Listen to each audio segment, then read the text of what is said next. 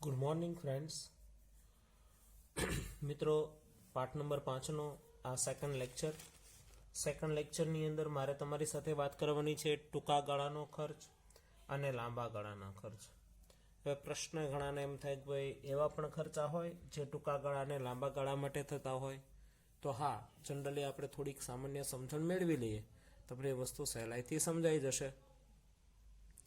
મિત્રો, આપણા ઘરની અંદર પણ આવું બનતું હોય છે. રોજબરોજ જે ખર્ચ થતા હોય ને બધા ટૂંકા ગાળાના ખર્ચ કહેવાય છે. મતલબ ટૂંકા સમયગાળા માટે થતા હોય. સમજો કે વારા ઘડીએ થતા હોય એવું પણ કહી શકીએ. જેમ કે લાઇટ બિલ છે, મોબાઈલનું બિલ છે, મતલબ રિચાર્જ છે, કર્મચારીને કોઈ પગાર આપતા હોય દર મહિને આપવો પડે તો એ ટૂંકા ગાળાનો ખર્ચ કહેવાય. પરંતુ લાંબા ગાળા માટે વિચારો ને તો લાંબા ગાળા માટેના ખર્ચાઓ કયા હોય? તો કે ઘરની અંદર સમજો ઘરઘંટી લાવવામાં આવતી હોય, ફ્રીજ લાવવામાં આવતી હોય, ટીવી લાવવામાં આવતું હોય. આ બધું લાંબા ગાળા માટેનો ખર્ચ છે. કારણ કે રોજ ટીવી લાવવાના છે એવું નથી, દર મહિને ટીવી લાવવાના છે એવું પણ નથી. લાંબા ગાળે ટીવી લાવવાના છીએ. તો જે રીતના ઘરની અંદર આવું બનતું હોય તેવી રીતના કારખાનાની અંદર કે ધંધાની અંદર પણ બનતું હોય. જેમ કે શ્રમિકોને ચૂકવાતું વેતન જે છે, લાઇટ બિલનો ખર્ચ છે, પરચુરણ ખર્ચ છે, આ બધો ટૂંકા ગાળા માટે થતો ખર્ચ છે એમ કહેવાય છે. પરંતુ ધંધાની અંદર કોઈ પ્લાન્ટ બનાવવામાં આવે, કારખાનું બનાવવામાં આવે, યંત્ર સામગ્રી લાવવામાં આવે તો આ બધો લાંબા ગાળા માટે થતો ખર્ચ છે એવું સામાન્ય કહેવામાં આવતું હોય છે. તો એ રીતના આ ટૂંકા ગાળા અને લાંબા ગાળા સંદર્ભે આવા બે ભાગ એ લોકોએ તમને દર્શાવ્યા છે. તમે ટેક્સ્ટ બુકની અંદર પણ આ વસ્તુ જોઈ શકશો. તો તેનાથી પણ તમને એ વસ્તુ સહેલાઈથી સમજાઈ જાય તેવી છે. જેની અંદર આ જ પ્રકારના ઉદાહરણો આપેલા છે. મતલબ ટૂંકા ગાળા એટલે એવો ગાળો જે ગાળાના પેઢીના કદમાં ફેરફાર કરી શકાતો નથી, પરંતુ તેની સ્થાપિત ઉત્પાદન શક્તિનો ઉપયોગ કરીને ઉત્પાદનમાં વધારો કરી શકાય. ટૂંકા ગાળાનો ખર્ચ જે છે, ટૂંકા ગાળો એટલે કેવો ગાળો કહેવાય છે? એકાદ વાત થઈ છે ટૂંકા ગાળા માટેની કે ટૂંકા ગાળાની અંદર શું નથી થઈ શકતું અથવા શું ફેરફાર નથી કરી શકાતો? તો કે એક તો પેઢીના કદમાં ફેરફાર ન થાય. પેઢીના કદમાં ફેરફાર નહીં. પેઢીના કદમાં કોઈ પણ જાતનો ફેરફાર કરી શકાતો નથી. પરંતુ ઉત્પાદન શક્તિનો ઉપયોગ સ્થાપિત એટલે એની પાસે જે કાંઈ ઉત્પાદન શક્તિ હોય તેનો ઉપયોગ કરીને ઉત્પાદનમાં શું કરે? વધારો કરે.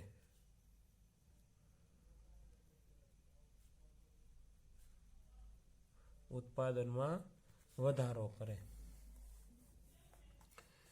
એટલે કે એના સાધનો જે છે એ કેવા રહે છે? સ્થિર રહે છે.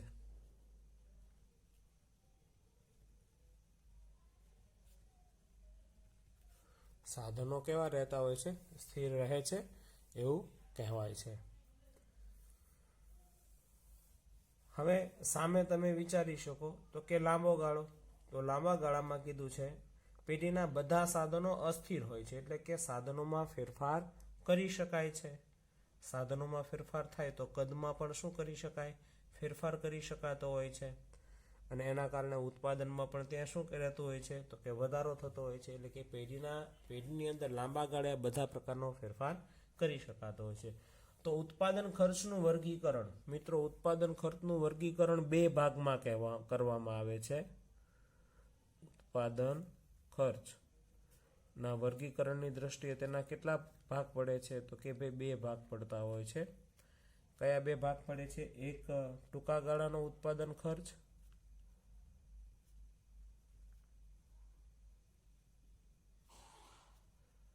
અને બીજું આવે છે લાંબા ગાળાનો ઉત્પાદન ખર્ચ.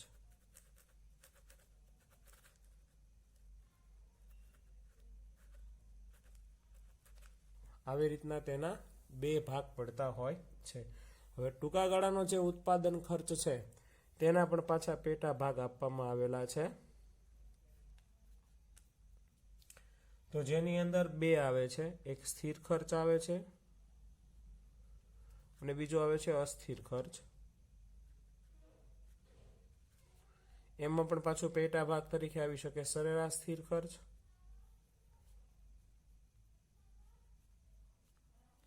ને આવશે સરેરાશ અસ્થિર ખર્ચ.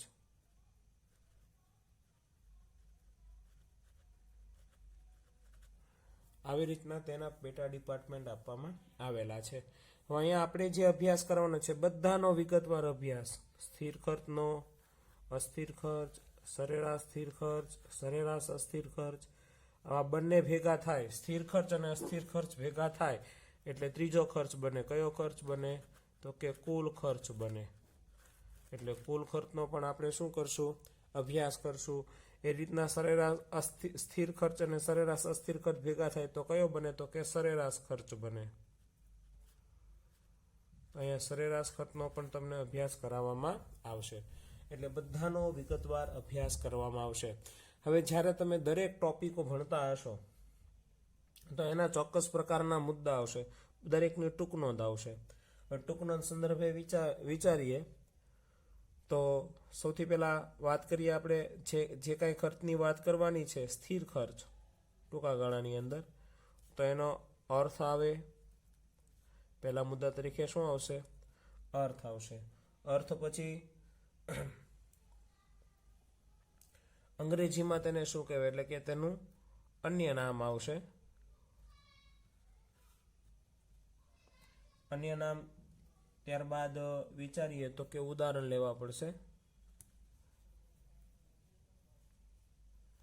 ત્યારબાદ અનુસૂચિ, આકૃતિ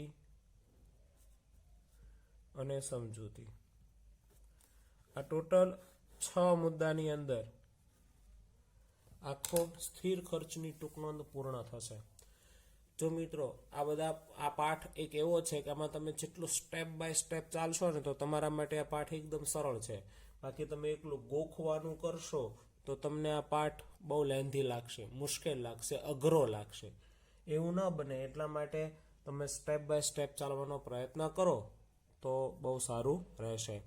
તો સૌથી પહેલાં આપણે જે ભણવું છે સ્થિર ખર્ચ.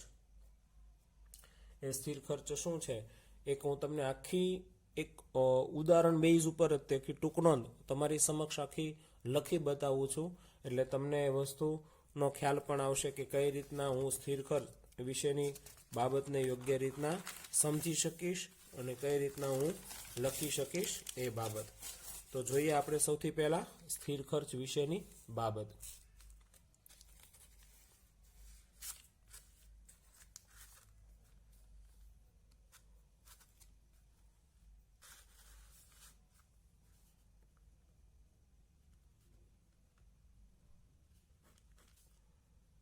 સૌથી પહેલા આપણે શું લઈશું? અર્થ. તો અર્થની અંદર કીધું છે કે ભાઈ ટૂંકા ગાળામાં ઉત્પાદનનું પ્રમાણ વધે, ઘટે કે શૂન્ય થાય પરંતુ ખર્ચમાં કોઈ ફેરફાર થતો ન હોય તો તેને કયો ખર્ચ કહેવાય? સ્થિર ખર્ચ કહેવાય. તો કે આ ટૂંકા ગાળાનો છે, એટલે ટૂંકા ગાળામાં ઉત્પાદનનું પ્રમાણ શું થઈ શકે છે? ઉત્પાદનના પ્રમાણમાં તો કે ભાઈ કદાચ વધે, ઘટે કે શૂન્ય રહે. ઉત્પાદન કદાચ વધારે થાય, ઉત્પાદનમાં ઘટાડો થાય કે ઉત્પાદન કદાચ થાય જ નહીં એટલે કે શૂન્ય રહે તો પણ ખર્ચમાં કોઈ ફેરફાર થાય નહીં.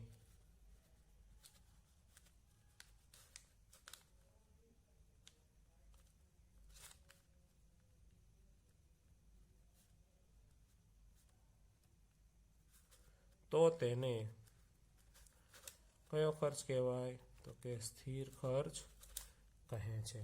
કયો ખર્ચ કહે છે? સ્થિર ખર્ચ કહેવામાં આવે છે.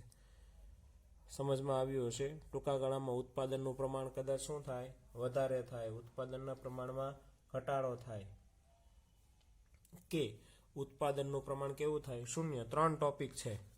ઉત્પાદનનું પ્રમાણ વધે, ઘટે કે કેવું થાય? શૂન્ય થાય. છતાં ઉત્પાદન ખર્ચમાં કોઈ ફેરફાર થાય નહીં તો તેને ઉત્પાદનનો કયો ખર્ચ કહેવાય? સ્થિર ખર્ચ. અંગ્રેજીમાં તેને કયો ખર્ચ કહેવાય? તો કે ઓવરહેડ ખર્ચ. કયો ખર્ચ કહેવામાં આવે છે? ઓવરહેડ ખર્ચ તરીકે ઓળખવામાં આવે છે. હવે એનું આપણે શું લઈશું? તો કે ઉદાહરણ. તો કે ઉદાહરણની અંદરમાં તમે અંદર 2 કે 3 ઉદાહરણ દર્શાવો તો પણ ચાલી શકે.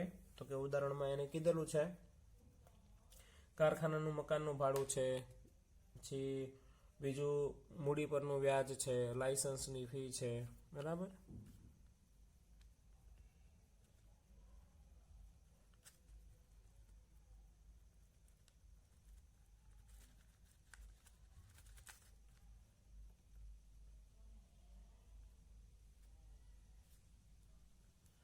આ બધું શું બને છે, કયો ખર્ચ કહેવાય છે? તો કે ભાઈ સ્થિર ખર્ચ તરીકે તેને ઓળખવામાં આવે છે. હવે ચોથો મુદ્દો શું આવશે? તો કે અનુસૂચિ.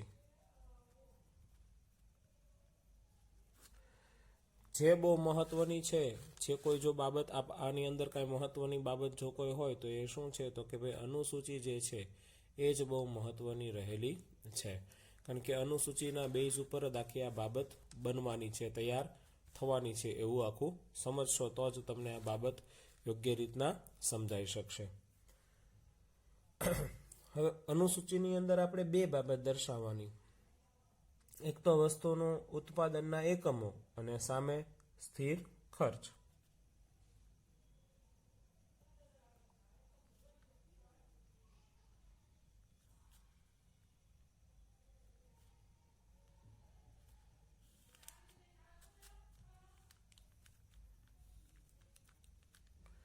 હવે જેમ વ્યાખ્યા આપણે દર્શાવી હતી ને, વ્યાખ્યા મુજબ જ ચાલવાનું. મેં કીધું ઉત્પાદનનું પ્રમાણ વધે, ઘટે કે શૂન્ય થાય. તો સૌથી પહેલાં ઉત્પાદનનું પ્રમાણ આપણે કેટલું કરી દઈએ? શૂન્ય કરીએ.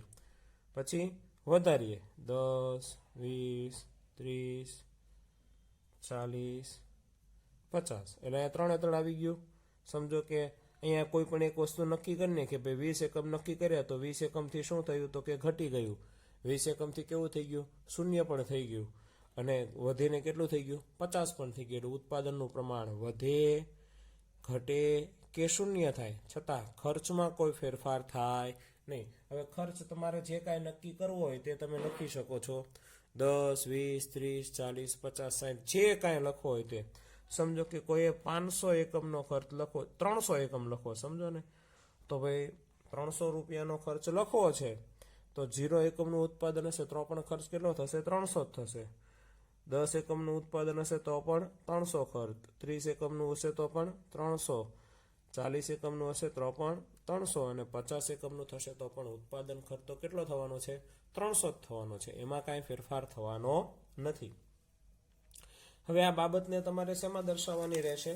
તો કે સામે અનુસૂચિ, પછી તરત જ તેની શું આવશે? આકૃતિ આવશે. તો આ બાબતને તમારે શેમાં દર્શાવી દેવાની? આકૃતિની અંદર દર્શાવવાની. આકૃતિ એકદમ કેવી રહેશે? સરળ રહેશે. હંમેશા આકૃતિથી કોઈ દી ગભરાવવું નહીં. આકૃતિ હંમેશા સરળ હોય છે. આપણે તેને કેવી બનાવીએ છીએ? અઘરી બનાવીએ છીએ. એક્સ ધરી પર શું લેવાનું? ઉત્પાદનના એકમો. વાય ધરી પર શું લેવાનો? સ્થિર ખર્ચ. હવે ઉત્પાદનના એકમો કેટલા છે તમને ખ્યાલ જ છે. 0 એકમથી શરૂઆત થઈ, 0, પછી એક સરખા અંતરે 10, 20, 30, 40, 50 એમ લઈ લેવાનું છે. 10, 20, 30, 40, 50, બરાબર. સામે લઈ લેવાનું છે ઉત્પાદન ખર્ચ સરખા અંતરે 100, 200, 300, 400 અને 500. આપણને ખ્યાલ છે 0 એકમનું ઉત્પાદન હતું તો પણ ઉત્પાદન ખર્ચ કેટલો હતો? તો અહીંયા જો અનુસૂચિમાં તમારી સામે છે જ કે ભાઈ 0 એકમનું ઉત્પાદન હતું તો પણ ઉત્પાદન ખર્ચ તો 300 જ હતો. તો અહીંયા 0 એકમે 300 ઉત્પાદન ખર્ચ, અને આપણે નામ લખીએ અહીંયા એ બિંદુ આપી દઈએ. 10 એકમે તો પણ કેટલો? 300, બિંદુ આપીએ બી. 20 એકમે પણ કેટલો? 300, બિંદુ આપીએ સી. આવી રીતના તમારે બધા બિંદુ દર્શાવી દેવાના. 40 પણ 300 અને 50 પણ 300. બિંદુઓ તમને મળી ગયા. હવે આ બિંદુઓને ફૂટની મદદથી શું કરવાના? જોડી દેવાના. એટલે તમને એક સીધી રેખા મળશે. આ રેખા જે મળી તેનું આપણે નામ શું આપશું? TFC. કેમ TFC? તો કે અંગ્રેજીમાં તેને શું કહેવાય? Total fixed cost. ખર્ચાને કોસ્ટ કહેવાય. એટલે સ્થિર છે એટલે ફિક્સ્ડ કર્યું એટલે ટોટલ ફિક્સ્ડ કોસ્ટ એવું નામ આપવામાં આવેલું છે. એટલે જો તમારી પાસે કઈ કઈ વસ્તુ થઈ ગઈ? તો કે સૌથી પહેલા અર્થ આવી ગયો, અન્ય નામ પણ આવી ગયું, ઉદાહરણ પણ મળી ગયા, અનુસૂચિ પણ થઈ ગઈ, બાજુમાં આકૃતિ પણ બની ગઈ. હવે નીચે શું આવશે? સમજૂતી આવશે. સમજૂતી પણ એકદમ કેવી રહેશે? સરળ જ રહેશે. સમજૂતીમાં આપણે જે બનાવ્યું છે એની સમજૂતી લેવાની. તો કે આપણે અહીંયા જોયું હતું OX ધરી પર આપણે શું દર્શાવ્યું છે? આકૃતિમાં OX ધરી પર ઉત્પાદનના એકમો,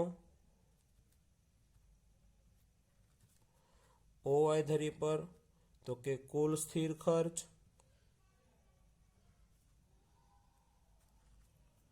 બરાબર ને? હવે હું અહીંયા શોર્ટમાં સમજૂતી લખું છું. તમારે વાક્ય સ્વરૂપે પૂર્ણ વાક્યમાં આખી સમજૂતી લખવાની રહેશે.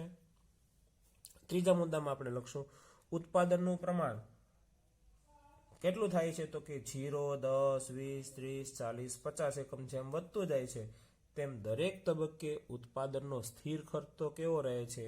એક સરખો જ રહે છે. ઉત્પાદનનું પ્રમાણ વધતા સ્થિર ખર્ચ કેવો રહે છે? સરખો રહે છે.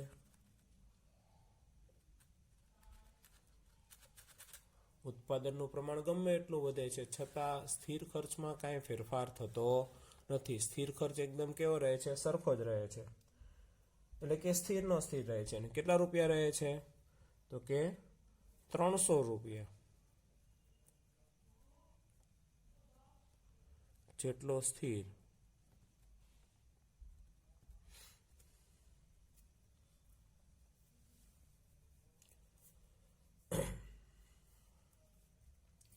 હવે આ સ્થિર ખર્ચના જે બિંદુઓ છે એ બિંદુઓને જોડતી એક રેખા મળે છે આપણને.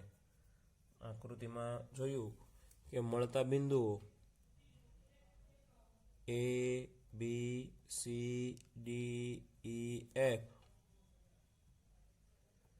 બિંદુઓને જોડતી રેખા જેને શું કહે છે? જેને TFC કહેવામાં આવે છે. TFC એટલે કે ટોટલ ફિક્સ્ડ કોસ્ટ. આમાં એક છેલ્લો મુદ્દો રહી જાય છે, એ ઉપર હું લખું છું. અને એ આ આકૃતિમાં છે કુલ સ્થિર ખર્ચની રેખા છે પાયાની ધરીને સમાંતર. આ પાયાની ધરી એટલે કઈ ધરી કહેવાય? OX ધરી.